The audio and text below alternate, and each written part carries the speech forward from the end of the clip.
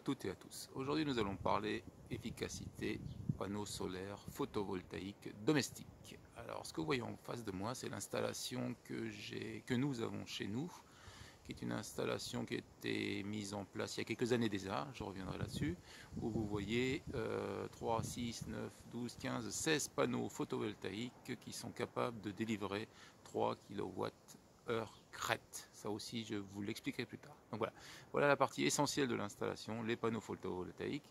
Et vous vous apercevez tout de suite en bas à gauche de l'image qu'il y a une zone ombrée. Alors ça, c'est vraiment pas terrible pour la production d'électricité, ces zones ombrées, dues à des arbres qui ont poussé depuis l'installation. Voilà, on va continuer notre petite visite des divers équipements liés au photovoltaïque. Alors, le deuxième équipement, ce sont les divers compteurs. Parce qu'en réalité, quand vous êtes producteur d'électricité, tiens, mon nom, voilà, c'est pas terrible ça.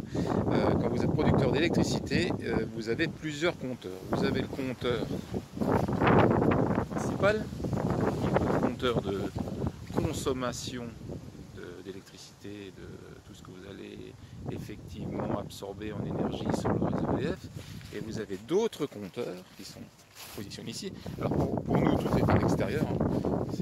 C'est juste dû au fait que l'alimentation électrique principale arrive en extérieur sur le terrain. Et comme je vous disais, vous avez deux autres compteurs, un compteur de non-consommation et un compteur de réinjection de l'énergie produite dans le réseau.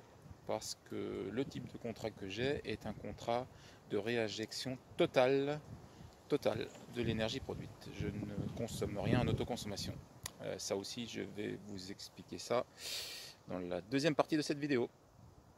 Là, nous arrivons à la troisième partie des équipements configurant une installation photovoltaïque, qui sont en bas ici la partie protection de votre installation avec une protection parafoudre, ça c'est très important, protection parafoudre, la mise à la terre que vous voyez ici, et les disjoncteurs de protection pour isoler votre système. Et l'élément électronique crucial qui est l'onduleur. Un onduleur, c'est quoi? C'est tout simplement un appareil qui va vous permettre de transformer le courant continu qui est généré par vos panneaux photovoltaïques en courant alternatif, utilisable ou réinjectable dans le réseau. Donc mon choix a été de faire de la réinjection totale. Ça, je vous l'ai déjà expliqué. Alors si on regarde, nous sommes en plein hiver en Bretagne, pays réputé pour son ensoleillement. Alors ça va peut-être pas être terrible ça au niveau de la mise au point, mais si vous, on voit pas très bien, mais là actuellement en plein hiver, ces panneaux produisent 780 watts. Voilà, donc cet élément-là est super important. L'onduleur, évitez tous les onduleurs de, on va pas dire de marque, mais de provenance RPC. Vous aurez deviné ce que c'est qu'RPC. Et dans la mesure du possible, vraiment dans la mesure du possible, essayez d'avoir une garantie matérielle la plus longue possible sur ce type